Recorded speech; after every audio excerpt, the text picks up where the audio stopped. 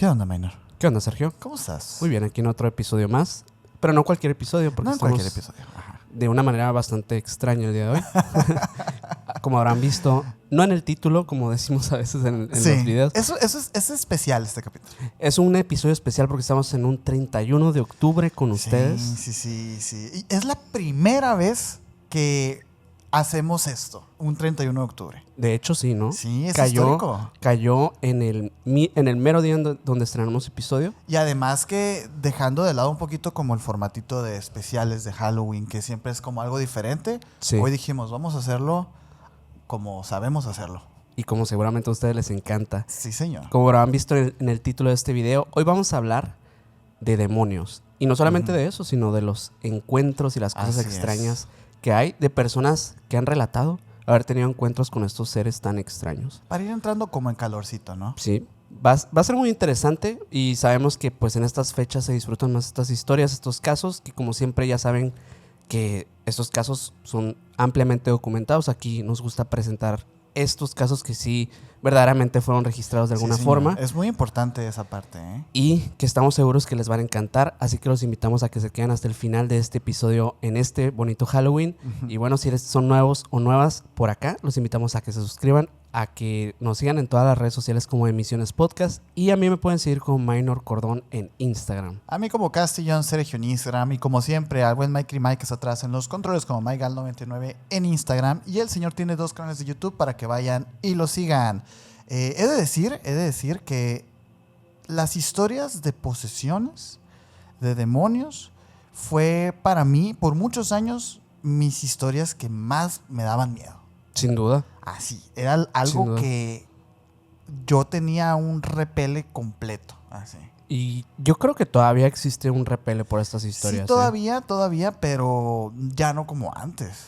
No, definitivamente no hemos visto mucho en torno a qué podrían ser estas entidades, qué podrían realmente, pues, qué podría existir realmente detrás de estos encuentros y estos fenómenos que de repente se hablan, ¿no? De los poltergeists, de las casas infestadas, de las posesiones demoníacas, de pues las mimofonías, psicofonías, objetos que se mueven en las casas, y casi siempre, pues, antes se usaba mucho como que atribuir todo esto a los demonios. Sí. Hoy en día sabemos que hay más fenómenos, pero hoy nos vamos a centrar en estas temáticas que sí van más ligadas a algo que podría estar conectado con entidades malignas.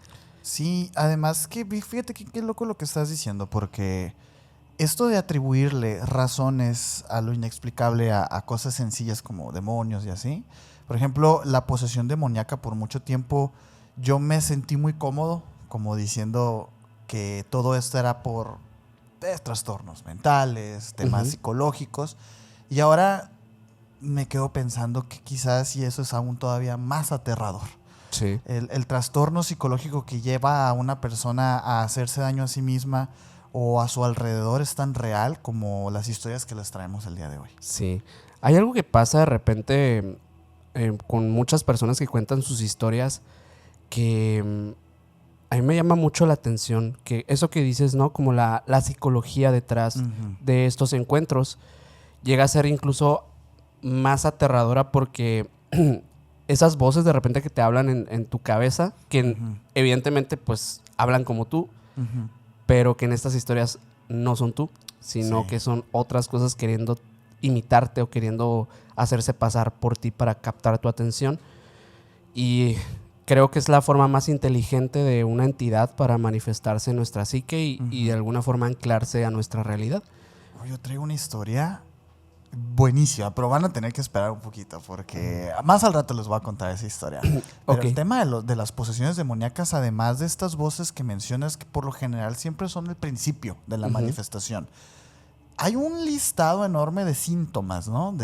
Para, como digamos, interpretar estas ráfagas de locura o de excitación a una posesión demoníaca. Una de las cosas es como el sansonismo, hablar en otros idiomas, conocimiento teológico profundo. Sí. Este tipo de cosas se van a escuchar en estas historias que van a ser muy repetidas. Sí. Porque en sí como tal es script que existe y que incluso la misma iglesia ha estipulado un reglamento para tratar de identificar estos actos. Sí, gracias a esto al padre Amort, ¿no? Tan conocido. Él fue el que... Es el pionero de estos temas. Realmente a raíz de sus libros es de donde aparecen muchos de las clasificaciones de las infestaciones demoníacas, bueno, pues estos grados, ¿no? Que empiezan etapa por etapa a introducirse en la mente y luego en las casas y luego ahora sí que terminan poseyendo los cuerpos de las personas.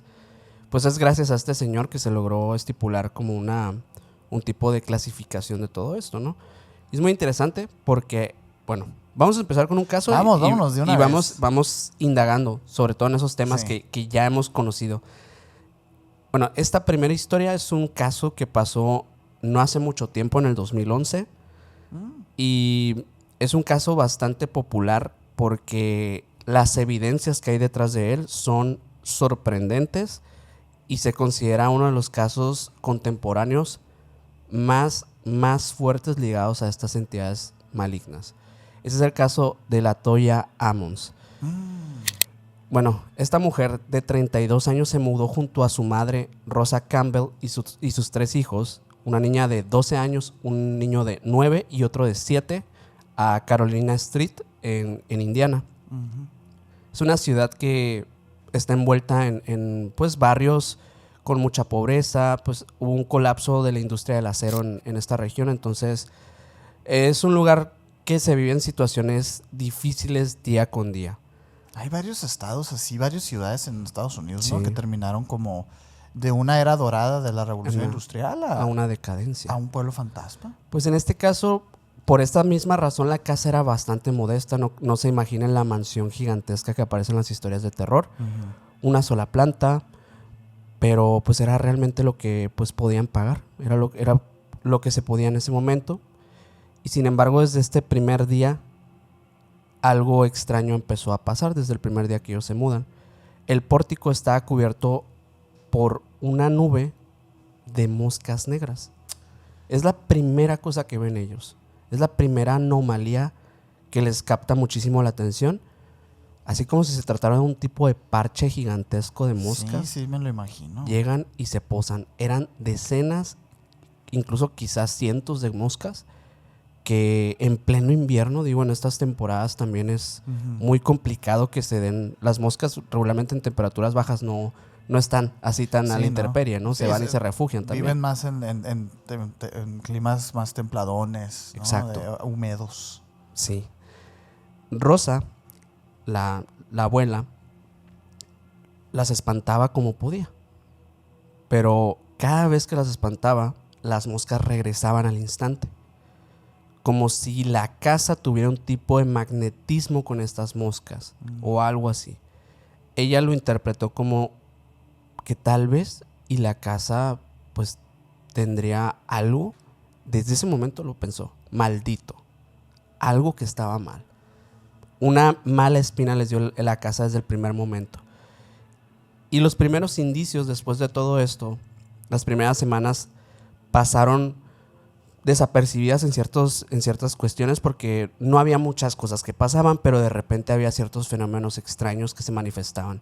Primero, lo típico, se escuchaban los pasos en los pasillos por las noches mientras todos dormían. Alguien parecía deambular por la casa, abrían la puerta, no había nadie, se iban a acostar otra vez. Las puertas cada cierto tiempo se cerraban solas, al abrirlas no había nadie que las hubiera cerrado, los niños dormidos, bueno.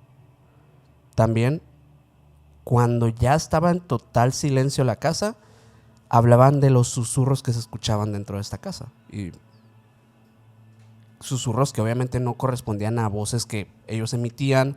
A veces eran voces masculinas las que hablaban, de adultos.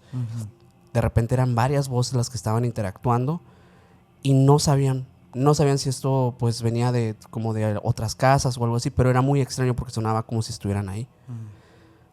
Ya para más adelante, en enero del 2012, porque este evento se extendió por más de un año, el hijo menor empezó a hablar con un compañerito invisible, un amigo imaginario.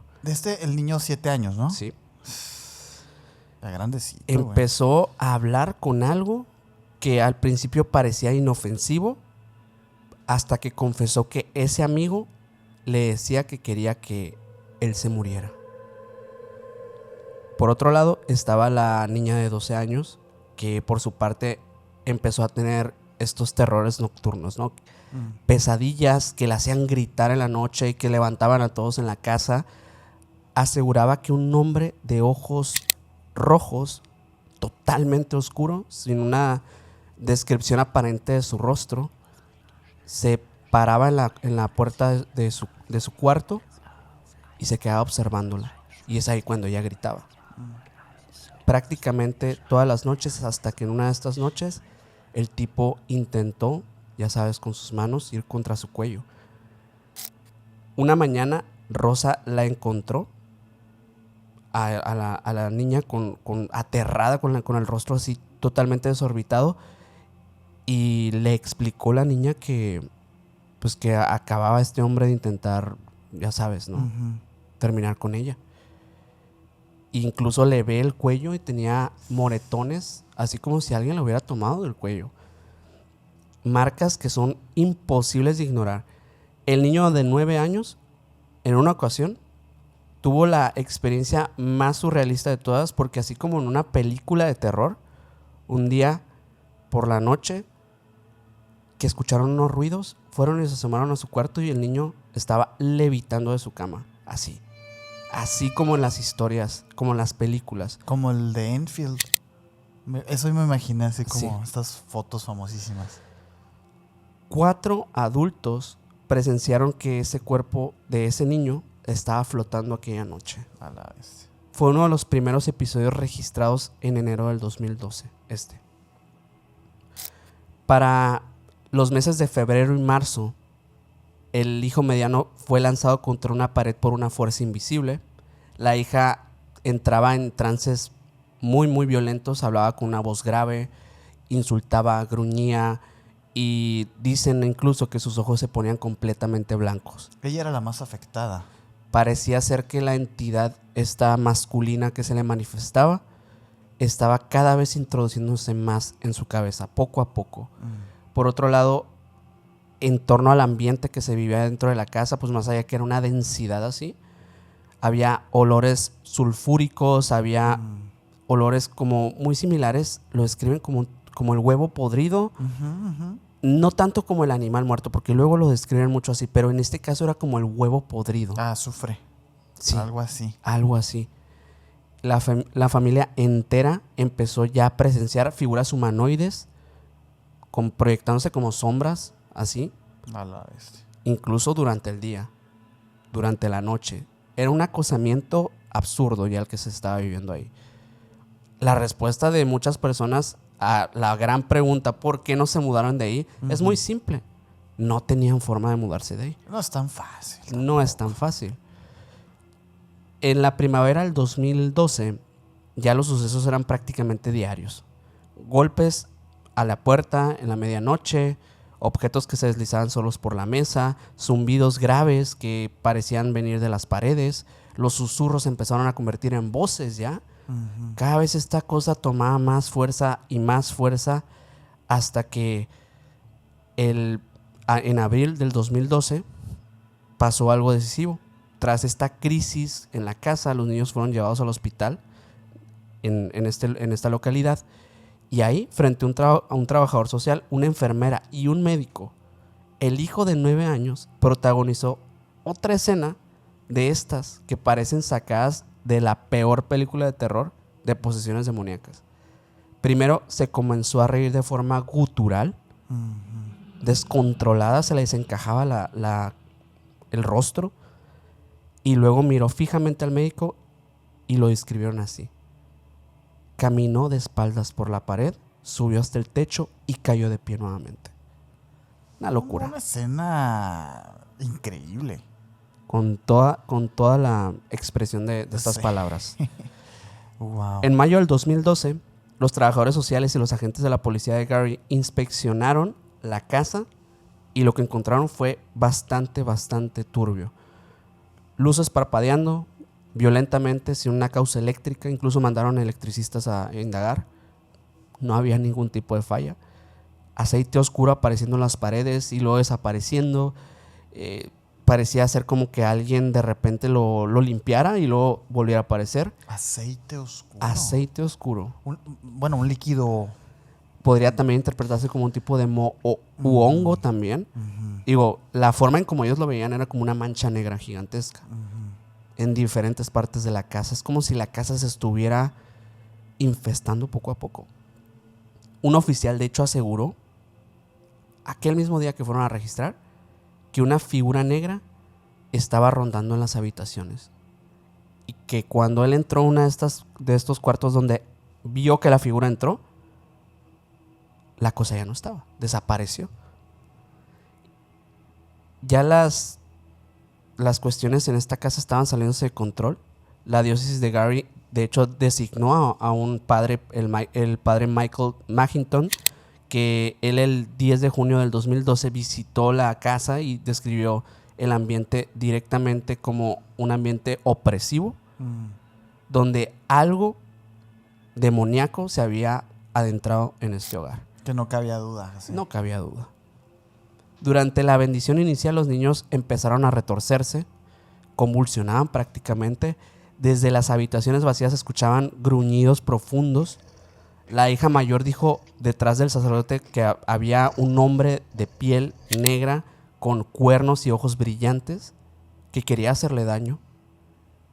Y el padre quedó convencido de que este era un caso real de posesión demoníaca colectiva. Una infestación. Una infestación, pero que ya había pasado a otro grado. O sea, en este caso ellos ya estaban, este demonio ya no estaba solamente en la casa, ya estaba dentro de los niños. Poco a poco estaba adentrándose en sus cuerpos. De hecho, el padre realizó 3 exorcismos oficiales, 2 en inglés y 1 en latín. Y en el último ocurrió en agosto del 2012.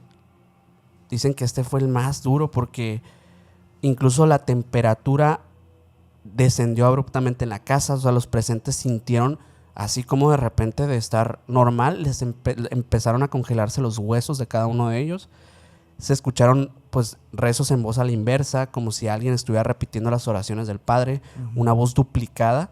Los niños empezaron a gritar, se desmayaban, luego despertaban y se volvían a desmayar. La toalla se desvaneció mientras el sacerdote gritaba las órdenes para que el demonio saliera de los cuerpos de los niños. Y después de este último exorcismo, la toalla tomó la decisión de ahora sí abandonar esta casa. Se mudaron a otro vecindario de Gary y desde entonces los fenómenos fueron desapareciendo poco a poco, pero los vecinos contaban pues otras historias.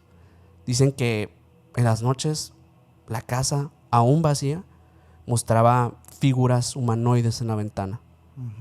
Y hay unas imágenes que son famosísimas de esta casa, que las vamos a poner por acá. Vamos a ponerlas aquí porque todo lo que estás diciendo es real, ¿eh? Sí. Todo esto pasó. Todo esto pasó. En el 2014, un investigador llamado Zach Bagans compró la casa por $35,000 y filmó un documental llamado Demon House. Según él y su equipo, fueron atacados por esta misma fuerza demoníaca y tuvieron problemas médicos inexplicables, ataques de ansiedad, un montón de cosas. Esta casa sigue maldita. Sigue conteniendo algo que no podemos comprender hasta el día de hoy. La conclusión es la casa fue el problema. Yo creo que sí. Yo creo que sí, sobre todo porque para la Toya el tema acabó cuando ella se salió de este lugar. Obviamente que cuando un demonio entra a un hogar, se ancla a los habitantes del hogar. Y es muy normal que los chicos, incluso yendo al hospital, siendo atendidos, manifestaran estos síntomas, ¿no? Sí.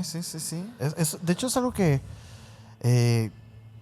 quería como preguntar porque eso de que la primera avistamiento haya sido las moscas y luego todo lo que siguió después, pues por lo general con estas historias siempre hay un culpable, ¿no? Claro. Siempre hay alguien que se descarrila, siempre hay alguien que llama a estos seres y en este caso no es así, ¿verdad? No. En este caso, la casa ya tenía algo detrás y no sabemos qué es. Hay muchas teorías en torno a eso, pero realmente siempre remontan a las mismas cosas. Exacto. Sí. Un cementerio, hubo huesos enterrados debajo, alguien falleció de manera abrupta en este lugar, de una manera trágica. En realidad las respuestas son bastante vagas para un fenómeno tan complejo como que una entidad tan poderosa habite un lugar así. Complejo, es verdad, porque una por una, las cosas que fueron pasándole a esta familia, los escépticos van a poder darle explicación siempre, ¿no? Sí. Que si las moscas, a lo mejor una migración, que si el aroma, a lo mejor gases, que si esto, que lo otro, que lo otro. El tema aquí es que esta historia, pues, junta todos esos síntomas. Sí. Y esa es la parte como difícil de creer o de explicar.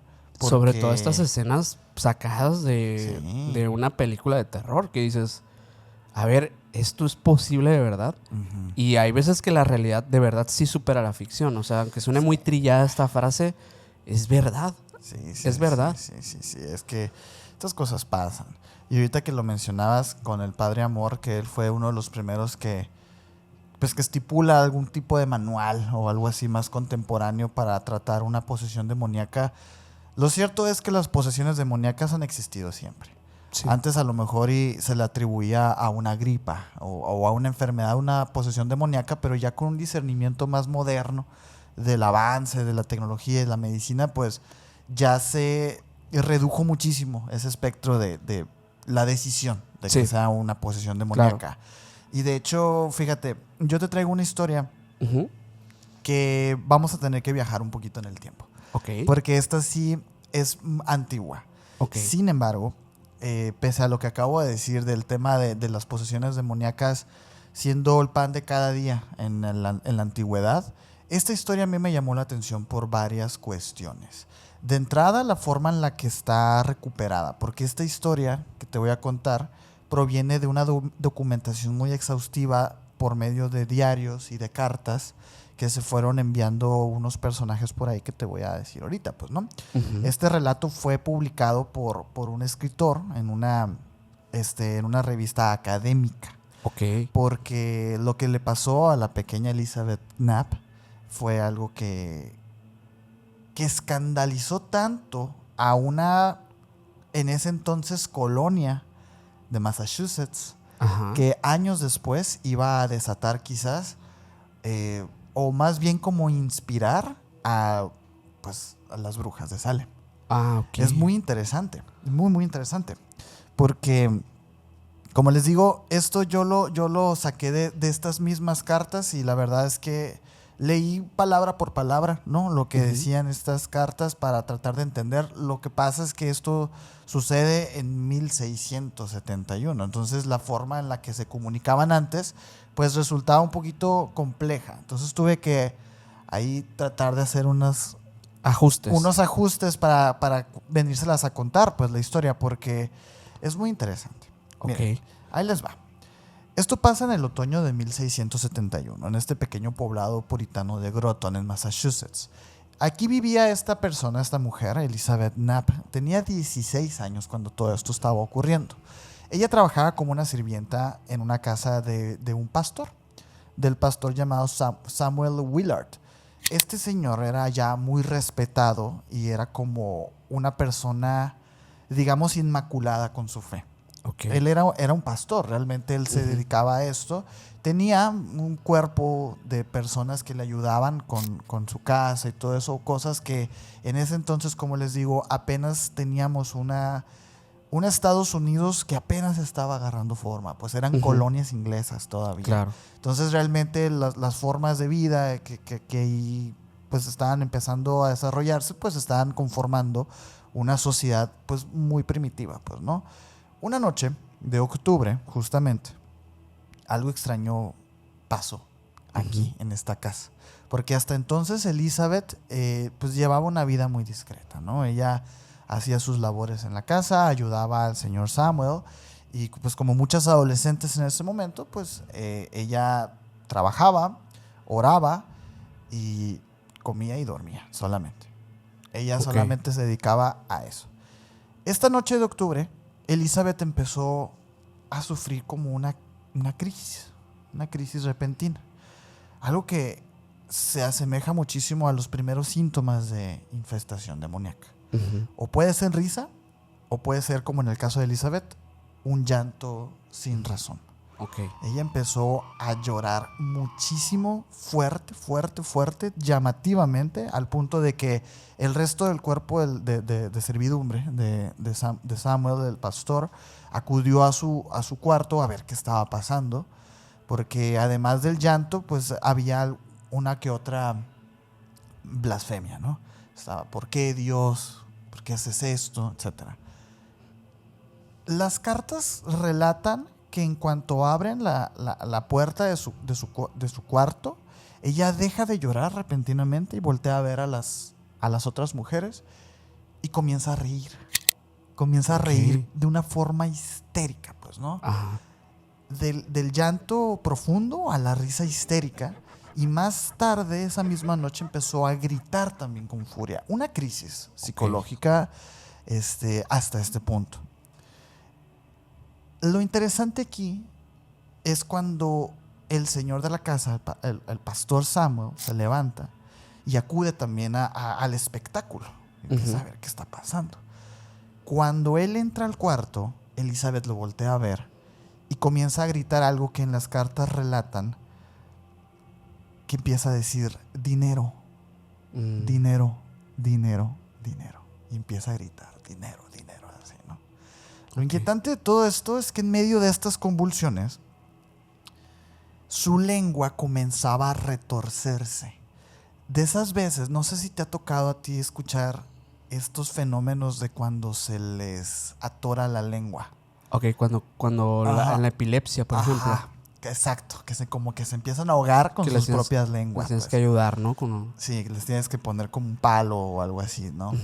Esto empezaba a pasar y obviamente precisamente es como un síntoma de la epilepsia, de una convulsión, ¿sabes? Entonces empiezan a preocupar por ella porque no cesaba, a pesar de esto, con este síntoma con su lengua, ella no dejaba de gritar, no dejaba de morderse la lengua, morderse así los labios, empezaba a hacerse daño, ¿no?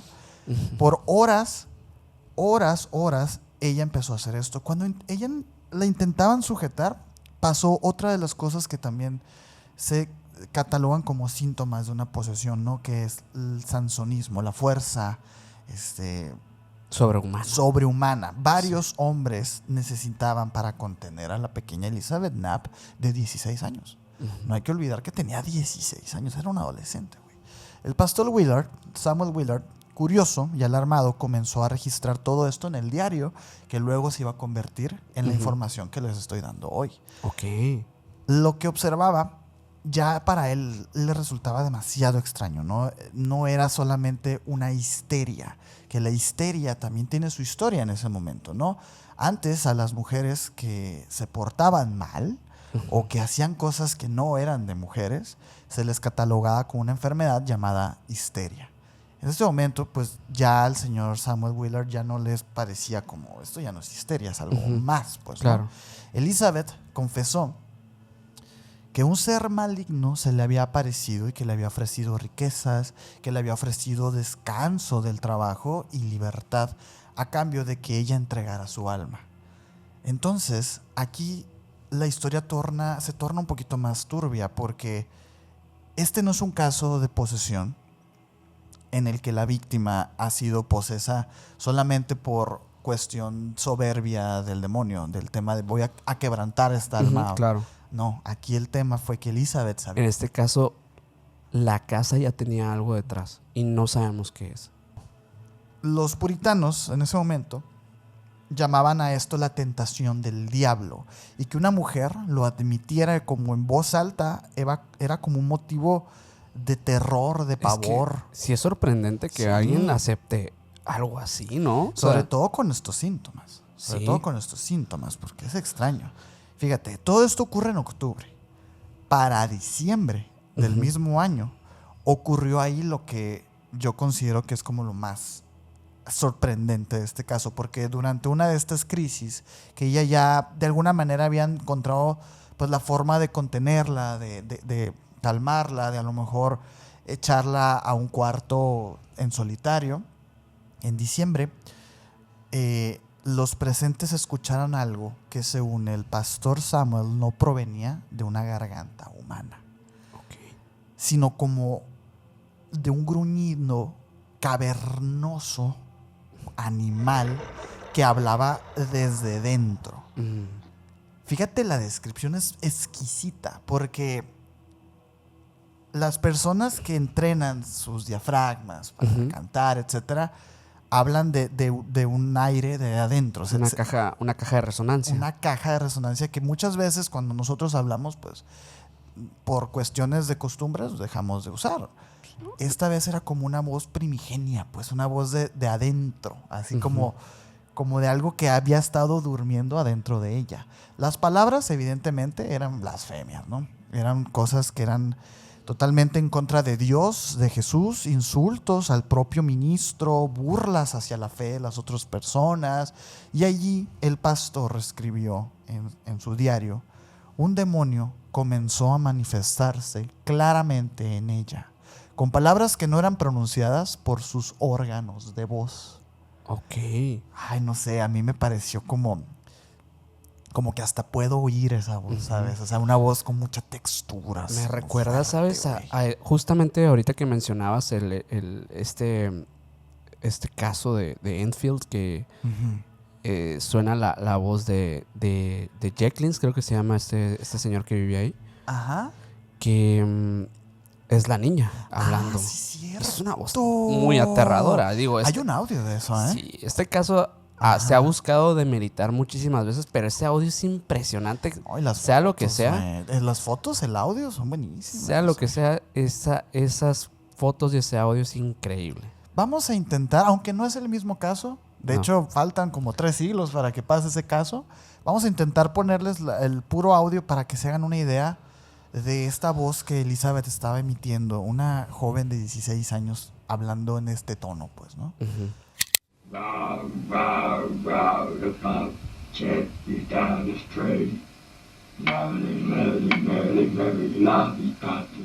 Bueno, en medio de esas voces, Elizabeth señaló así de repente a una vecina del pueblo.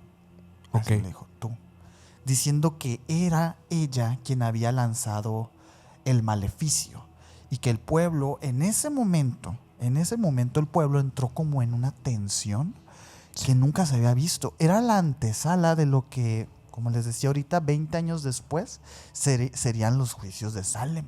Es un antecedente, güey. Es un caso de antecedente. Sin embargo, a los pocos días Elizabeth se retractó. Entre lágrimas dijo que había sido engañada por Satanás para hablar mal de una mujer inocente. Algo que también hace un eco con estos juicios de Salem. Claro. Muy interesante, güey. Aquello, pues, obviamente salvó la vida de la vecina, que en ese momento que estaba siendo como acusada, no para desvivirla, sino para, pues, pagar algún tipo de condena, pues, ¿no? Durante semanas, ahora sí que la joven continuó con estos ataques, convulsiones, risas macabras, gritos, y hasta dicen que ella tenía visiones en las que afirmaba que este demonio se encontraba junto con todos ellos, pues. Estaba completamente posesa. Sí. No hay duda. Dice que a veces el cuerpo de ella se contorsionaba de tal manera que era imposible. Porque esa es otra cosa que también me llama mucho la atención de las personas escépticas que hablan de las contorsiones, pues, ¿no? Que hablan de, pues, algunos temas de los huesos y así. Hay unas posiciones en las que estas mujeres o estos niños también pasan, ¿no? Claro. Niños posesos y todo, en el que los cuerpos se doblan de una manera en la que por sí solos no pudieran. O sea, tú tienes hasta un límite para doblarte, ¿no? Llámese no por el dolor ni por la resistencia o la elasticidad, simplemente tú no tienes la fuerza para doblar. ¿Por qué? Porque a lo mejor las articulaciones de donde quieres doblarte pues no están claro, para ejercer dicha presión. No todos pueden hacer contorsiones. Pues. Era como si al cuerpo de ella la hubieran hecho así, lo hubieran empujado, pues, para como si alguien estuviera con a lo mejor atándola de cierta manera para que se quedara en esa forma. Hay una película, creo que es El Rito, en la que aparece en una escena o no me acuerdo qué película es, que es una chica que entran así al cuarto y está la cama y la chica está como totalmente doblada así. Bueno, es que hay muchas películas donde pasa eso. Pero cuando llegan, Y se empieza así como a desdoblar. Algo así me imagino. Ok. Algo así me imagino yo. La verdad no me recuerdo qué película es. Y vos, si se acuerdan, pongan ahí en los comentarios, ¿no? Bueno. Los testigos aseguraban que cuando ella hablaba, poseída, pues su voz cambiaba. Tenía varias tonalidades. Incluso tenía tonalidades masculinas. Pero también tenía mujeres. Lo que indicaba que a lo mejor hiciera una infestación. Que no era nada más un demonio. Lo triste de este caso es que no hubo un exorcismo formal. No hubo un desenlace heroico. Los registros del señor Samuel Willard se los mandó a un señor llamado Cotton Mather, que él recopiló años todo lo que había ocurrido y luego lo sacaría en un libro, en el que muestra a Elizabeth como una víctima que estuvo meses y meses batallando con esto hasta que la crisis de un día para otro se desvaneció. De repente ya no estaba ella posesa, no murió ni fue condenada. Simplemente con el tiempo el caso desapareció del interés público. Se perdieron los registros. Como que de alguna manera este diario y estas cartas que se estaban mandando dejaron de publicarse, como si hubiese pasado algo que ocuparan ocultar, o simplemente esto pasó, así como así. Pero lo que sí es que este relato que les acabo de contar de Elizabeth Knapp se considera como el primer relato escrito y detallado e investigado de una posesión demoníaca en las colonias inglesas de América, o sea, de Estados Unidos. Sí, y estamos hablando ya de una introducción al sinfín de casos que iban a empezar a llegar después. Que definitivamente este caso debe marcar muchísimo a las historias que vienen adelante, porque totalmente. Porque la cultura popular se ha rodeado como de mucho de lo que mencionas. Mucho de lo que mencionas. El tema de que no haya habido un exorcismo formal era porque estas colonias inglesas no se consideraban ni siquiera como nada. O sea, no había un interés de parte, digamos, del Vaticano, que son quienes, digamos, autorizan estos rituales. Sí. No lo consideraban como algo de verdad, pues, ¿no? Entonces dijeron, no vale la pena mandar como nuestras cartas o nuestro interés en esto. Y bueno, en este caso en específico, a lo mejor y la chica no terminó perdiendo la vida, como en otros casos, o no lo sabemos realmente, pues. Sí, pero lo que no sabemos si vivió así al final de sus días. Sí, ¿no? O sea, realmente hay personas que viven infestadas y no lo saben, güey. Y no se les manifiesta, a lo mejor, de una manera directa. A lo mejor y no hablan otros idiomas o no tienen fuerza sobrehumana, pero pues, a lo mejor y les va mal en la vida. A lo mejor tienen mala suerte. O hacen cosas malas. Sí. ¿Quién sabe, güey? Justo con esto que mencionas, yo también me había preguntado si existían estos casos donde las personas estaban marcadas desde su infancia para ser parte de uno de estos eventos, ¿no? Donde una entidad se manifiesta, toma control y parecen incluso saber como que en qué contextos poder introducirse fácilmente. Y sí, y hay registros del Vaticano que hablan de estos casos e incluso los tienen ocultos como a esas personas como personas anónimas. Hay un caso que es uno de estos registros. Es el caso de Anna Eklund. Este pasó en 1882, perdón. Anna Eklund, dicen que su nombre real en realidad es Emma Smith. Dicen que ella nació en Wisconsin por allá de este año del 82. En el seno de una familia católica que inicialmente eran alemanes, pues inmigrantes. Y su infancia en realidad sí fue una infancia bastante complicada, bastante difícil, porque estuvo marcada por muchísimos eventos, pues, de violencia. Trágicos. Cuestiones, ya sabes, ¿no? Feas. Su padre era una persona sumamente autoritaria, era alcohólico y, según documentos, practicaba brujería junto con un amante que él tenía. Decían por ahí que esta podría ser la real bruja detrás de todo el evento que pasó en el caso de Ana. Muchas veces pasa eso, mucho cuidado con estas personas que a lo mejor se están introduciendo al mundo de la brujería dura, porque a lo mejor y tú no tienes problema, a lo mejor tu linaje sí, Sí. por tu descendencia sí. O alguien cercano. O alguien cercano. Bueno, esta historia es muy, muy triste y muy trágica a la vez por esto mismo, ¿no? Porque en realidad Ana no tuvo la culpa de lo que le iba a pasar con el tiempo. Y justo desde muy pequeña empezó a mostrar estos comportamientos extraños. Rechazar entrar a las iglesias. Cuando había un objeto religioso, ella se ponía bastante incómoda. Y había como un odio, que lo describen como un odio visceral hacia los sacerdotes. Le daba repele estar frente a un sacerdote. No le gustaba que a ídolos. Sí, a figuras. A figuras religiosas. A figuras religiosas. Con apenas 14 años en aquel momento, ya en 1896, se decía que ya mostraba estas señales de posesión.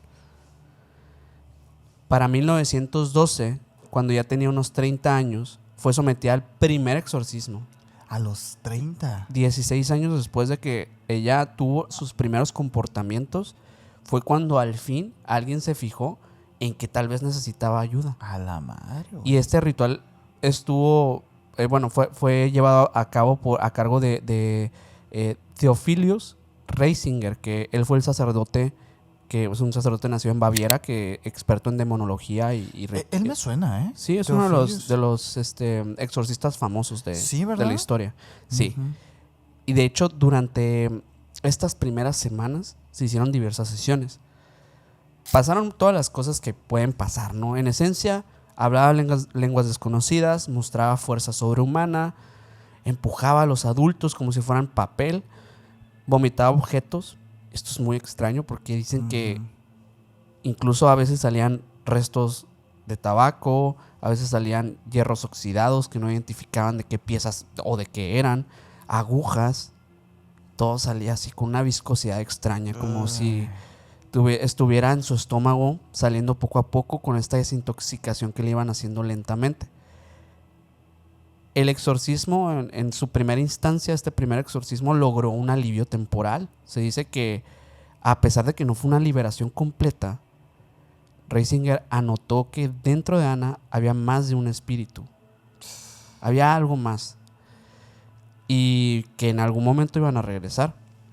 Durante los siguientes 16 años, Ana vivió un completo infierno. ¿Ya a los 46? Sí, esto pasó de hecho desde 1912, los eventos como tal así duros, hasta 1928. Pobrecita, güey. Sí, porque es terrible lo que pasan a estas personas.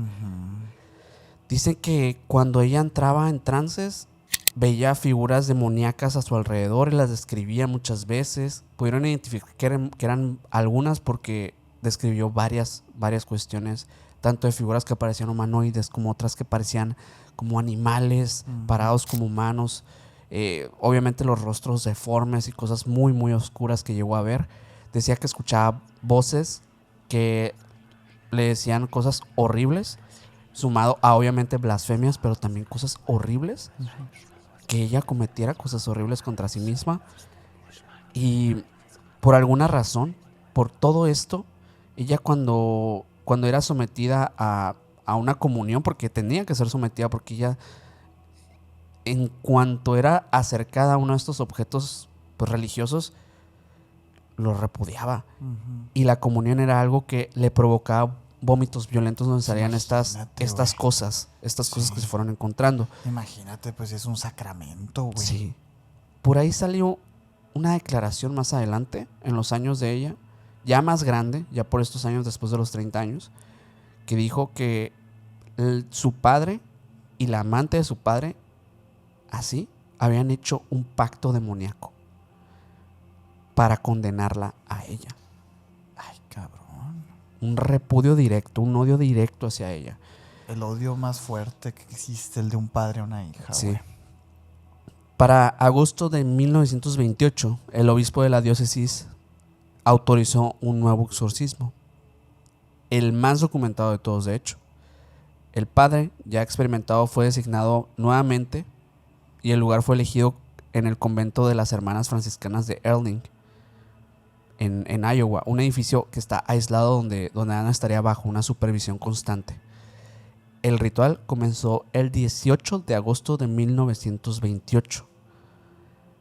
Apenas empezaron a iniciar las oraciones de todo esto, y hay muchos registros de este día, en específico de este día, y es por eso que se saben muchísimas cosas más, porque lo demás, de verdad que hay muchas cosas que quedaron muy herméticas en el Vaticano. Claro. Hasta el nombre de ella original.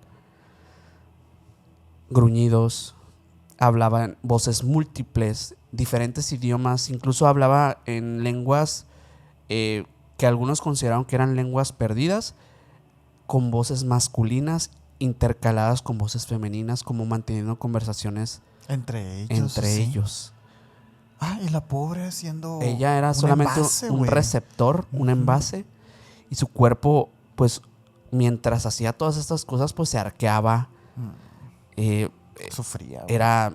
Fue vista levitando en diversas ocasiones en esta sesión, y los testigos pues vieron cómo su rostro cambiaba de forma lentamente, hasta incluso mencionar que las dimensiones de su cara llegaron a ser bastante grotescas, gigantescas. Era algo que dijeron, no parecía un ser humano ya en ese momento. O sea, imagínate el nivel de poder manipular el cuerpo de una persona al grado que ya no parezca un humano. Durante los siguientes días, los exorcistas declararon que dentro de Ana se manifestaron varias entidades demoníacas, que fueron las siguientes: Belcebú, quien hablaba con la voz más grave y autoritaria; Judas Iscariote, que aseguraba estar ahí para atormentarla eternamente; el espíritu de su padre fallecido, que habría maldecido a su propia hija; la amante de su padre, acusada por practicar brujería, que parecía burlarse de ella. ¿Qué pasa con esto? ¿Y por qué la gente seguramente va a preguntarse aquí en los comentarios? ¿Que no se supone que los demonios son los únicos que pueden hacer esto? Los demonios engañan, ¿no? Sí. Estas entidades engañan. Tal vez ni siquiera son demonios. No sabemos qué son estas cosas. Ni Belcebú, ni Judas, ni su padre, ni su amante quizás eran. Exacto. Ninguno de esos cuatro. Porque yo estoy también seguro, qué bueno que aclaraste, porque a lo mejor y muchas personas ya están diciendo, ibas muy bien hasta que mencionaste a Judas Iscariote. No, pues es el primer caso donde aparece la mención en estas... Eso, la mención. Exacto. No es. El convento en aquel momento se convirtió en uno de los escenarios con más fenómenos registrados en la historia de los exorcismos del Vaticano. Ana vomitaba diariamente cantidades de líquido desconocido, cubos enteros de mezcla fétida, a veces acompañada de objetos extraños. Su cuerpo se retorcía y se doblaba hasta casi romperse los huesos. Su piel parecía quemarse al contacto del agua bendita. Incluso las llagas empezaban a salirle en sus manos, en su cuello. Y los testigos decían que podía subirse a las paredes como un animal, rasgando todo. Las monjas que asistían a este lugar juraron que Ana olía a carne podrida, como si su cuerpo se estuviera destruyendo en vida. Probablemente sí, Y en algunos momentos de lucidez, Ana describía lo que veía, ¿no? Estos demonios, estos animales monstruosos, las voces que le decían cosas, y ella repetía, me están diciendo esto. Y ahí es cuando veías un poquito de ella. Veía el rostro de su papá sonriéndole, diciéndole que había entregado su alma al diablo. Y durante un trance le dijeron, ella nunca será libre porque nos pertenece desde que nació. El exorcismo duró 23 días, repartidos en varias sesiones entre agosto y septiembre de 1928. Y en la última semana, Ana entró en convulsiones cada vez más violentas. El padre Reisinger gritaba en latín. Y en la noche del 23 de septiembre de 1928, después de horas de oración, Ana cayó repentinamente en calma, abrió los ojos con voz clara y dijo, se han ido. Después de tantos años y tanto tiempo, Ana por fin pudo ser libre. ¿Te imaginas el alivio, güey? ¿Te imaginas lo difícil que ha sido aprender a vivir después de todo esto? Pues una vida totalmente desadaptada socialmente. Sí, se quedó sola. Se quedó sola. Me imagino yo como pues estos gemelos que están pegados. Sí. Que luego cuando los separan, pues no... Sientes incluso que una parte tuya se ha ido con esas cosas, ¿no? Qué feo sentir eso para con uno de estos seres, güey. Sí. La verdad. Uf, buenas historias, ¿eh? Sí. Buenas historias. Yo también te tengo una historia. Esta ya es más del 2008. Ok. Y es que no han sido pocas las personas que han intentado investigar este fenómeno a fondo. Y por lo general, pues siempre es a través de casos, de testimonios. Y el de esta historia es protagonizado por una chica que se hace llamar Julia, pero pues no es un nombre real. Claro. Es por el tema del anonimato, es un alias. Más bien, Julia es ella fue presentada por un psiquiatra llamado Richard Gallagher. Ah, claro. Richard Gallagher es profesor de psiquiatría en Nueva York, en Medical College, y es psiquiatra, consultor en la diócesis de Nueva York también. Esta se trataba de una mujer de unos 40 años, es lo que más o menos nos deja ver el reporte. Una mujer inteligente, con estudios universitarios, que participaba activamente en un culto satánico. Ok. Ahí ella incluso se llegó a definir, llegó a escalar en la jerarquía de este culto, incluso para definirse ella misma como sacerdotisa de este grupo.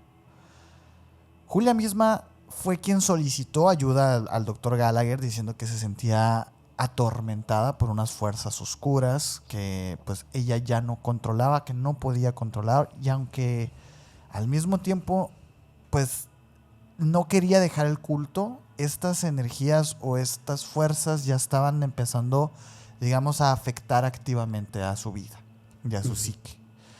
Antes de contarte el casito, quisiera nada más dejar en claro quién es o quién era Richard Gallagher.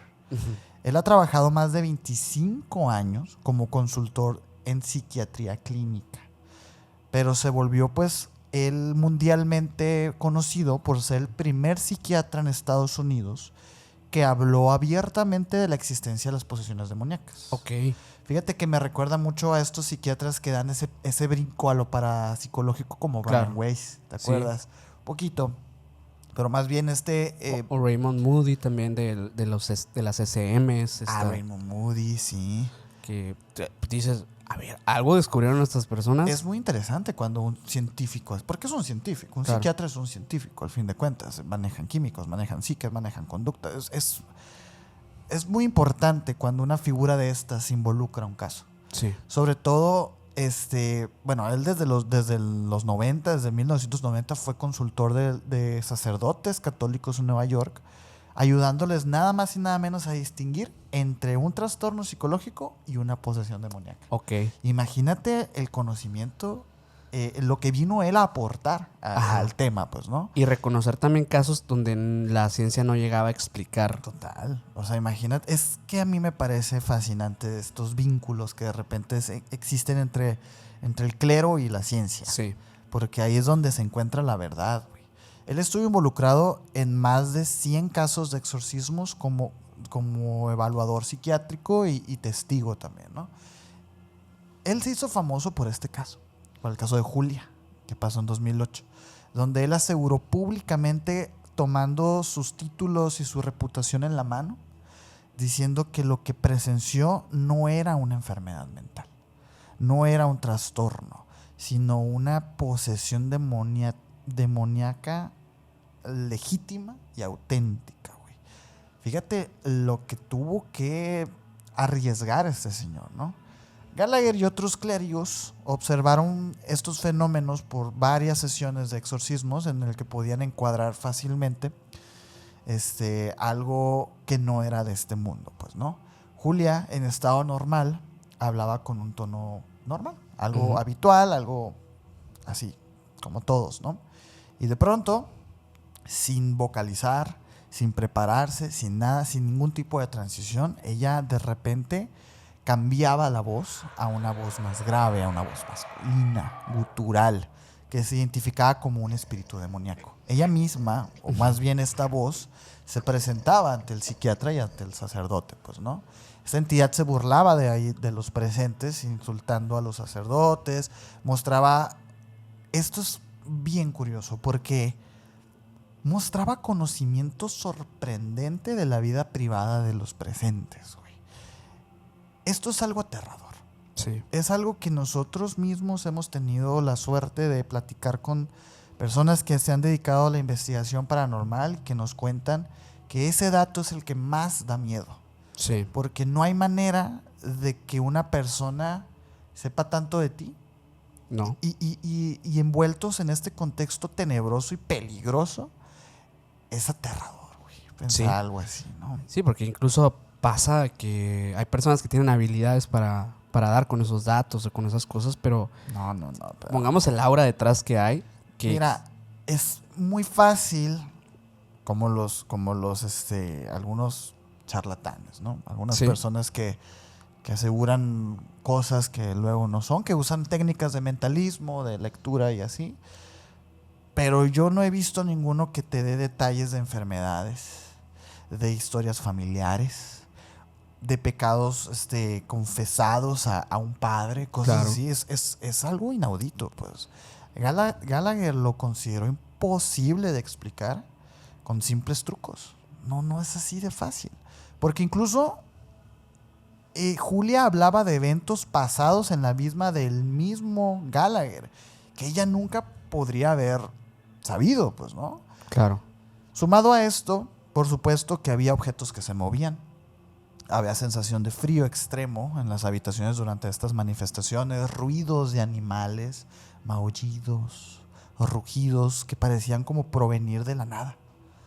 No de otro cuarto, no de afuera, de este mismo cuarto, que se manifestara un sonido.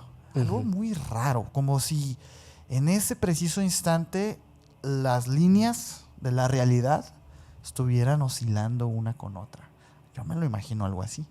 Julia habló en un idioma que se asemejaba mucho al latín arcaico, sin evidentemente haberlo estudiado. También gritaba frases en lenguas orientales, en chino, en estas lenguas que son muy específicas. Qué extraño, ¿no?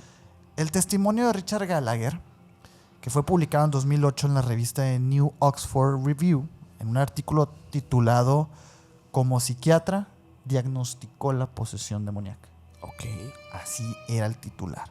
Él afirma que Julia no padecía de esquizofrenia, que es lo primerísimo que uno tiene que descartar en estos casos. Esquizofrenia, epilepsia, trastorno de personalidad múltiple. Había tratado cientos de casos como el de Julia en su carrera y él, pues, de alguna manera había hecho una bitácora para identificar estos síntomas y no cabían en ningún lugar lo que estaba presenciando. En sus propias palabras, el doctor Gallagher dijo: "Nunca he visto un paciente psiquiátrico hablar con esa voz, mostrar esa fuerza ni tener ese conocimiento oculto. Julia estaba poseída". Así, güey. Imagínate jugarte toda tu credibilidad como psiquiatra, como doctora. Pues es que viste algo insólito totalmente. Viste algo insólito, güey. Viste algo que vale la pena, ¿sabes? Meter las manos hacia al fuego, pues, ¿no? Pero bueno, ¿qué pasó en el exorcismo? Ahí se llevaron a cabo varias sesiones de exorcismo autorizadas por la Iglesia Católica, con Gallagher como observador y como médico también, por cualquier tipo de crisis, porque como bien dijiste ahorita en el caso pasado, también es común estas regurgitaciones de esta manifestación de objetos, materialización de clavos, cosas que son peligrosas si llegan, digamos, a rasgar algún tipo de órgano interno o algo así. Bueno, durante los rituales, pues las manifestaciones eran más intensas, como si el demonio supiera que estaban tratando de interactuar con él. Sí. Los demonios son soberbios, les gusta presumir, les gusta asustar, de eso se alimentan. Mostrar poder. Julia gritaba blasfemias contra Dios, contra la Virgen María, vomitaba objetos también, líquidos en grandes cantidades, que es algo extraño porque pues nuestras cavidades, digamos nuestro estómago, tiene un límite.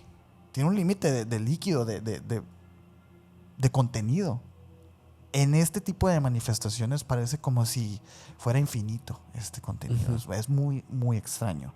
A diferencia de otros casos, Julia no buscaba liberarse por completo porque, en palabras de tanto Gallagher como el sacerdote, Julia se debatía entre pedir ayuda y seguir con el culto, porque recuerda que Julia era parte de un culto satánico. Entonces ella no quería tampoco pues liberarse por completo de esto, y a mí me parece una locura. El desenlace de este caso es que realmente pues tenía sus creencias, ¿no? Ella tenía sus creencias y sus creencias la estaban matando. Gallagher se sale del caso, no hay un cierre como tal definitivo. Julia no completó el proceso de exorcismo, ya que pues dejó ella misma de asistir a estas sesiones. Se dice que murió poco después, de manera repentina, aunque la causa pues nunca se supo públicamente. Gallagher solo confirmó que no volvió a tener contacto con ella, y el caso de Julia, bueno, es considerado uno de los ejemplos modernos más fidedignos de una posesión demoníaca. Y sí, porque hay varias credenciales que se jugaron el pellejo para documentar este caso, y es fascinante.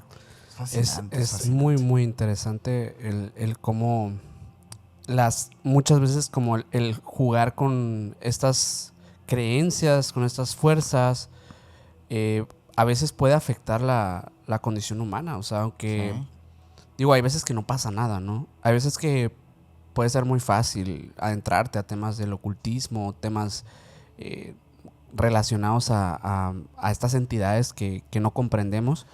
Y puede no pasarte nada. Puede no pasarte nada. Es que yo he visto por ahí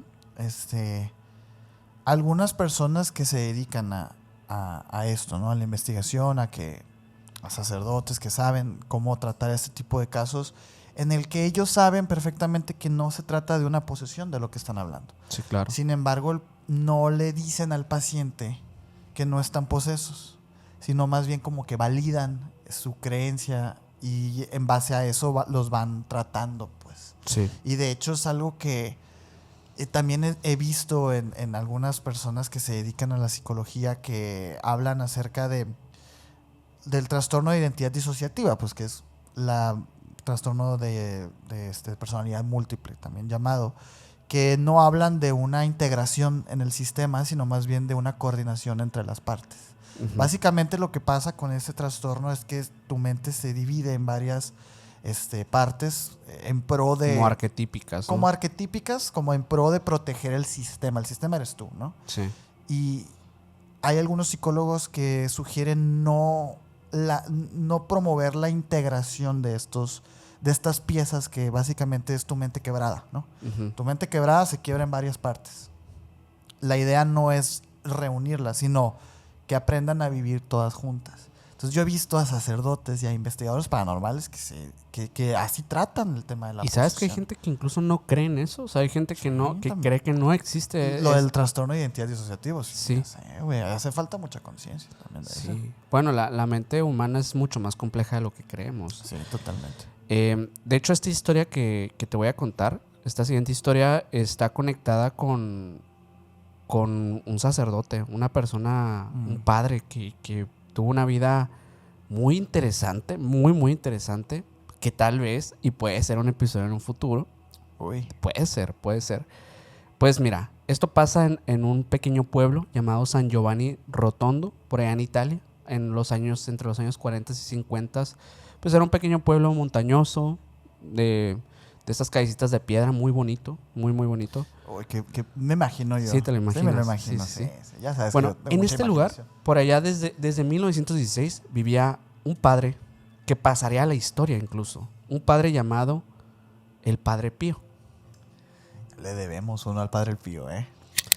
Bueno, él se había hecho famoso por un sinfín de hazañas, ¿no? Pero sobre todo por algunos fenómenos parapsíquicos, incluso me atrevo a decir fenómenos paranormales manifestados en su cuerpo, los famosos estigmas que él tenía, que son estas manifestaciones de las marcas de Cristo en su cuerpo, que él incluso constantemente pues de él brotaba sangre, de él salían estos agujeros como si hubiera sido él el crucificado en la cruz. Es fascinante esto de los estigmas. Y el Padre Pío era una de estas personas, de las pocas en el mundo que habían tenido esta manifestación en sí misma, cosa que les hizo pensar a muchos que en realidad eso es un símbolo de alguien que está destinado a ser un santo, ¿no? Sí. La gente incluso lo tomaba como una persona milagrosa, porque él no solamente hacía eso, sino también se dice que tenía muchos dones también en torno a la bilocación, que la hemos mencionado, la habilidad para poderte localizar en dos partes de manera simultánea, tanto de manera física como de manera astral. Y se dice que al Padre Pío lo vieron en diversas ocasiones dando misas en 2 lugares del mundo al mismo tiempo. Se dice incluso que tenía una habilidad precognitiva muy interesante, que aquellas personas que desearan confesarse con él tenían que atenerse a que el Padre Pío iba a saber la verdad antes de que ellos se confesaran. Cuando ellos llegaban y le decían sus cosas, el Padre Pío siempre les preguntaba, ¿y eso es todo? A la bestia, güey. Y al final terminaban confesando. Una figura poderosísima el Padre Pío, ¿eh? Sí. Era conocido por pasar de entre 12 a 14 horas seguidas en el confesionario. Una persona que sin descanso, sin apenas un descanso que podía tener, dio su vida por este tema, para purificar las almas, ¿no?, de aquellos. Se dice que este señor, además de que escribió algunas cartas y que se sabe mucho de su historia por esto, además de las hazañas, en algún momento tuvo encuentros con entidades no muy agradables, directamente. Así como pasó con Amort, al Padre Pío también lo vieron como alguien que debían destruir. Se dice que una tarde de verano, en el confesionario, entre los hombres y las mujeres que se confesaron, un hombre apareció. Un hombre que era elegante, era alto, vestido de color negro, con una imponencia, así lo mencionan sus cartas. Llamaba muchísimo la atención, sobre todo una cosa en él, la mirada que tenía. Una mirada que era fija, penetrante y que dice que incluso parecía no parpadear ni un segundo. Eso es lo que parecía ser como algo anómalo, algo incómodo dentro de su forma como humano. Se arrodilló como cualquier otro y comenzó a hablar. Al principio sus palabras eran muy comunes. Confesaba adulterios, engaños, traiciones. Y al principio solo lo hizo con este tono súper neutral, súper frío, sin demostrar arrepentimiento ni dolor. Como les dije ahorita, el Padre Pío tenía una habilidad.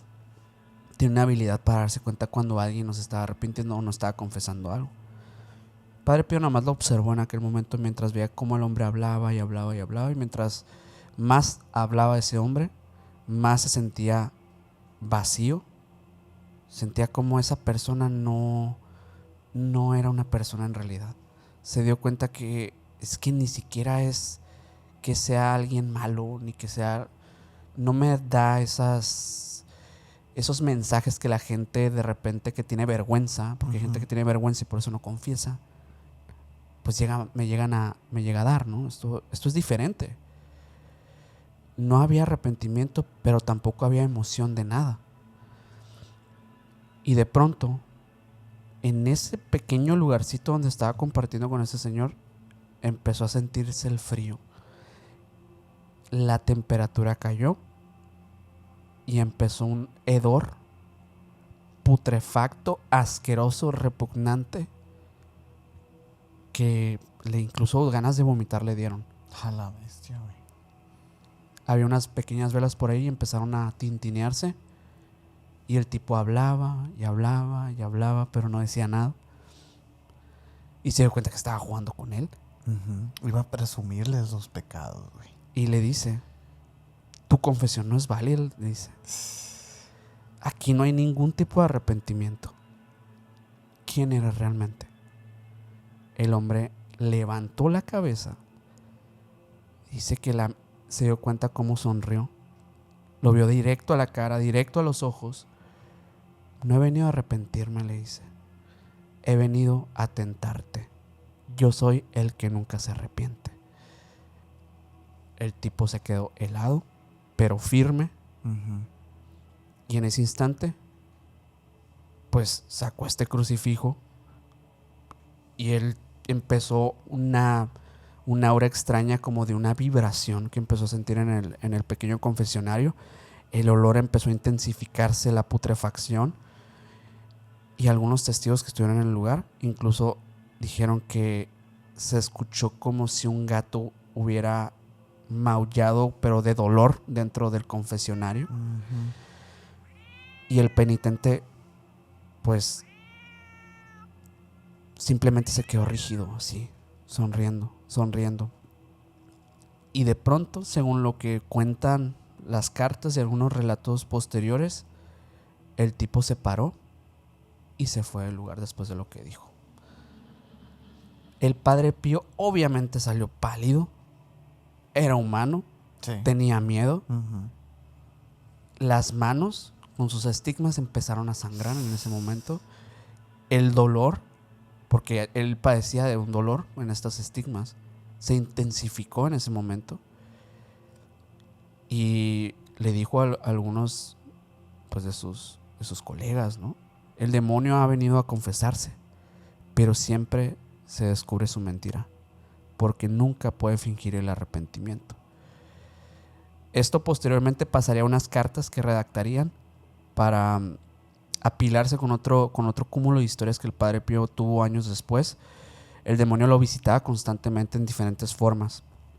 A veces dice que llegaba una mujer con un rostro atractivo, confesaba pecados de placer, le sonreía y se le insinuaba. En ocasiones dijo que incluso se desnudaban. Otras veía a una mujer más elegante que al final, cuando se confesaba de una manera normal, terminaba insultando a la Virgen. Y siempre era lo mismo. Cuando él intentaba leer a estas personas, había un vacío. Era solo un disfraz, era solo un recipiente.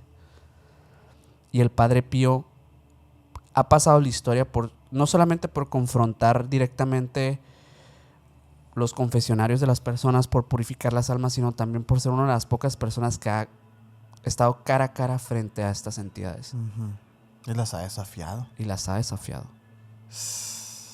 Como Gabriela Mort. Qué fuerte. Qué gran figura la del Padre Pío, ¿eh? Sí. Hace falta ya se lo debemos. Pónganlo en los comentarios. Pónganlo en los comentarios si quisieran. Si quisieran esas historias. Ya me dio así como miedito, Como frito es. Yo tengo una historia también. A diferencia, digamos, de las otras historias que hemos contado, esta es de internet. Ok. Hago esta pequeña aclaración porque es una de esas historias que se van recuperando aleatoriamente por el tema de foros, de personas que publican estos casos, vaya, ¿no? Sí. Me llama muchísimo la atención porque, bueno, esto es publicado en un subreddit que es como /no sleep, o sea, no dormir, ¿no? Y este texto que por bastante tiempo estuvo como en un hilo con las actualizaciones diarias de lo que le estaba pasando a esta familia. Okay. Una historia aterradora que yo no se la desearía como a nadie, porque esta historia es de un hombre que estaba relatando cómo estaba viviendo con un caso real de posesión demoníaca hacia su esposa, nada más y nada menos. Este narrador empieza a describir como a su esposa como una mujer normal, una mujer creyente, moderadamente creyente, no una persona que va todos los domingos ni nada de esto, simplemente pues creyente en Dios, ¿no? Uh-huh. Y en la Virgen y así, una persona tranquila. Que de repente esta mujer comienza a mostrar unos cambios extraños en su comportamiento. De entrada, pues lo primero que él detecta, su esposo, es que su voz cambia drásticamente. Como pasando de esta voz suave de su esposa a un registro más profundo. Pero fíjate, A diferencia de los casos que hemos hablado hoy, esta voz no le cambia de manera como tan drástica. Es el primer síntoma que él detecta, ¿no? Que el esposo detecta como, estás enferma, estás mormada, porque tu voz cambia, ¿no? Un poquito más grave, un poquito más gruesa, etcétera. Y es lo primero que le llama la atención. Ok. Sumado a eso, pues también ella se vuelve un poquito más agresiva. Empieza a decir frases en idiomas que ninguno de los dos conocía previamente, hasta que un día afirma que dentro de ella habitan otros. Que habitan otros que no son simples espíritus, que no son simples entidades, ella misma diciendo que son demonios. Y que todo esto, él pues es cuando no sabe qué hacer realmente y empieza a publicar toda esta historia en internet. Él relata que él decide, como digamos, dialogar con esta entidad. Algo curioso porque parece ser como todo muy en control todavía. O sea, todavía no se mueven cosas. Simplemente parece que se manifiesta y como si el demonio tuviera intención de hablar con él mismo. Porque empieza a dialogar, el demonio se presenta ante él, proclamando que él tiene derecho sobre ella y que tenga mucho cuidado con lo que va a preguntarle y le va a decir.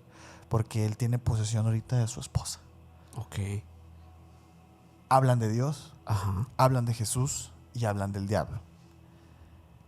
A mí me pareció asombroso lo que tuvo que decir el demonio con respecto a estas tres figuras, ¿no? Sobre Dios, el demonio dice que Dios ha abandonado a la humanidad. Que los hombres ya no lo buscan más, que Dios ha quedado en el olvido y que su ausencia le daba fuerza a todas estas entidades oscuras que estaban pues acechando el mundo y tomando las riendas de lo que está pasando, las decisiones importantes, aquellas cosas que nos cambian la vida de manera directa con respecto a nuestras figuras de poder.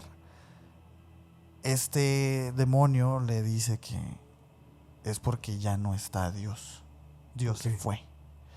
Habla de Jesús y él afirma que Jesús había vencido, sí, cierto, que había vencido una vez ante el poder de las tinieblas y todo esto, pero que ya los hombres ya lo habían traicionado tantas veces que su acto heroico de sacrificio había quedado enmudecido ante la arrogancia del ser humano y que el demonio se burlaba de la misma crucifixión como un símbolo inútil, como un sacrificio que no sirvió para nada, porque según él los humanos repetían siempre el mismo pecado una y otra vez. ¿Y qué dijo del diablo? Él más bien dice que el diablo no está en el infierno. Él no se encuentra en un trono, a diferencia de Dios, dice. No se encuentra en un trono. Él camina entre nosotros. Él está aquí. Él camina entre nosotros y que el infierno no era un lugar físico, bajo tierra, con fuego y lava, no. Sino que el infierno era un estado eterno de sufrimiento que podía empezar en vida. A mí me pareció fascinante, ¿no? Sí. Todo esto desde la voz de la esposa. Imagínate lo difícil que debe haber sido haber escuchado esto. Empieza a manifestarse la fuerza desproporcionada, las expresiones faciales de la esposa del narrador de esta historia comienza a distorsionarse, que ahorita que mencionabas esto de cómo el hecho de tener a lo mejor un espíritu, un demonio dentro de ti, te hacía cambiar físicamente. A mí me parece más aterrador el hecho de que quizás si no estás cambiando físicamente, sino todo tú ya no es tú, ¿sabes? Okay. Sí. O sea, con una mirada, con un gesto, con una postura diferente a lo que a ti te compone, quizá te cambia radicalmente. Claro. Y yo creo que esto es lo que pasa con esas personas. Sí. Y yo creo que, por ejemplo, el doctor Gallagher, aquel psiquiatra que mencionaba yo ahorita, se fijaba mucho en eso, pues, en los ojos. Sí. En cómo unos ojos pueden transmitir tanto, pues. Claro. Cómo unos ojos te pueden decir soy tu esposa, relájate, voy a asesinar, pues. O no me importa tu vida, algo así. A mí me parece, bueno, completamente aterrador, pues, ¿no? Sí. Él de repente, pues, se abre y se confiesa ante todo internet en este foro, y él habla de que está oscilando entre dos posturas que están en conflicto dentro de él, que es pues la fe. O sea, él cree, pues intenta orar, intenta pues hacer algo él, pues, pero como te digo, eran creyentes, pero en realidad no contaban con un conocimiento excepcional de nada de esto. Sí. Y asustado también se debate entre el escepticismo y duda acerca de la misma cordura tanto de él como la de su esposa, y piensa que tal vez todo esto es resultado de un trastorno mental, algo que a lo mejor estaba dormido en la mente y en la psique de su esposa por muchos años. En uno de los episodios más intensos que tiene este hombre es que le pide al demonio que suelte a su esposa, que la suelte, que le haga el favor de soltarla en nombre de Dios. Y la entidad responde que no le teme a Dios. Que no le teme a Dios porque Dios ya no existe. Que Dios ya no está. Ya Dios no es un arma que puedas blandir ante la fuerza de las tinieblas. Y que dice que en ese momento pues la mujer comienza a convulsionar. Y ahí en ese instante fue cuando ya empieza a escucharse las voces dobles y todo esto. El relato, pues como todo en internet, termina de una manera ambigua. Simplemente el usuario deja de postear, deja de actualizar el hilo, y la esposa en este momento, en la última actualización, él afirma que él continúa luchando con oración y con fe, pero que admite que hay veces en las que él está dormido y tiene mucho miedo de su esposa. Él evidentemente está durmiendo en un lugar diferente que el de ella, pero dice que él siente como ella en medio de la noche está observándolo. Terror. Imagínate. Y ahí termina la historia. Ok. No, qué horrible, ¿eh? O sea, de verdad que espero que a nadie le pase a los que nos están escuchando ahorita. ¿Quedará tiempo para una historia más? Yo creo que sí. Pero pues ni tuya ni mía a lo mejor, ¿ah? Yo creo que no. Vamos a invocar. Vamos a invocar. Vamos a invocar.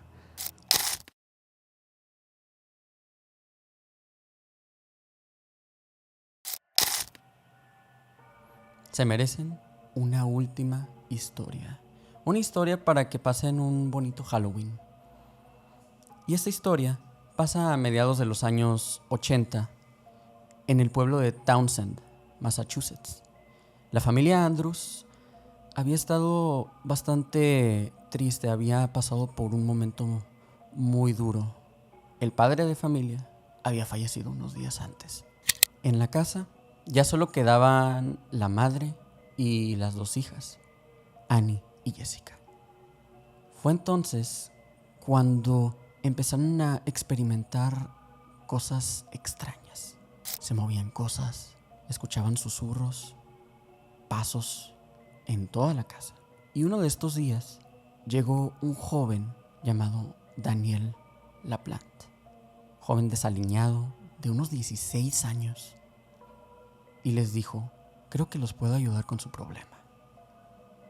Ellas, confundidas, pues no sabían cómo este niño podría saber lo que estaba pasando. Él se presentó como un medium. Él podía hablar con los muertos, era capaz de comunicarse con el espíritu del padre que ya había fallecido. Las chicas, vulnerables, aceptaron. Lo invitaron un rato, lo escucharon y comenzó todo. En efecto, él, Daniel, les confirma que el padre sigue en esa casa. Días después de esas sesiones espiritistas, empezaron aún más fuertes los fenómenos. Primero, ruidos sutiles otra vez, pero estos se iban escalando hasta que empezaron a llamar ya ni siquiera a Daniel, que los había ayudado, sino a algunos padres o curas para santificar la casa, pero esto no había resultado.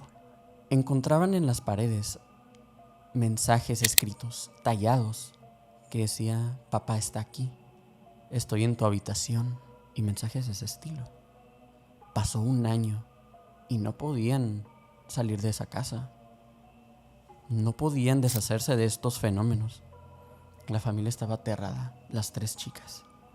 Creyeron que el espíritu de su padre de alguna manera estaba anclado a ellas para siempre. Hasta que un día el miedo llegó a su punto máximo, cuando en uno de los golpes más fuertes en la noche resonó por toda la casa, y las hijas temblando recorrieron todas las habitaciones hartas y lo vieron. No vieron a un demonio, no vieron a un fantasma. Fue el mismísimo Daniel LaPlante, ahí, en su casa, de pie en medio de la habitación, desorientado un poco, y llaman a la policía, obviamente. Se reveló por la policía que en la casa había muchos túneles entre los cuartos, entre los pasillos, entre el ático, el sótano, y LaPlante había estado viviendo ahí por poco más de un año, junto con ellas, volviéndolas locas. Él estaba observando cada movimiento de la familia, había escrito los mensajes y provocado todos los ruidos que ellas estaban escuchando. Aunque fue arrestado, Daniel pues salió en libertad en pocas semanas. No le dieron cargos por algo en específico más que allanamiento. Y el 1 de diciembre de 1987, Daniel irrumpió en otra casa, en la casa de la familia Gustafson. Ahí vivía Priscila, Abigail de 7 años, William de 5 años y el padre, Andrew. Desgraciadamente, Daniel decidió atacar, y a toda la familia pues no vivió para contar. Encontraron a los niños, a la esposa y al padre sin vida. Cuando la gente, la prensa, los psicólogos estuvieron estudiando a Daniel LaPlante, no encontraron realmente rastros de alguna enfermedad mental. Los psicólogos decían que él padecía dislexia. Sus vecinos decían que él solo era un chico extraño, solitario, pero nunca se imaginaron lo que iba a hacer con esta familia. ¿Y saben qué es lo que más me perturba? Que la familia que Daniel LaPlante atacó no era una venganza, no era ni siquiera alguien que él conocía. Y aún así, él fue el demonio que terminó con la vida de esta pobre familia. Muchas gracias por otro Halloween aquí en Emisiones Podcast. Si no te has suscrito a este canal, te invitamos a que nos sigas en todas las redes sociales como Emisiones Podcast. A mí me puedes seguir como MikeGal99 en Instagram, Castillón Sergio en Instagram, obviamente, y Minor Cordón en Instagram también. Así que nos vemos en la próxima.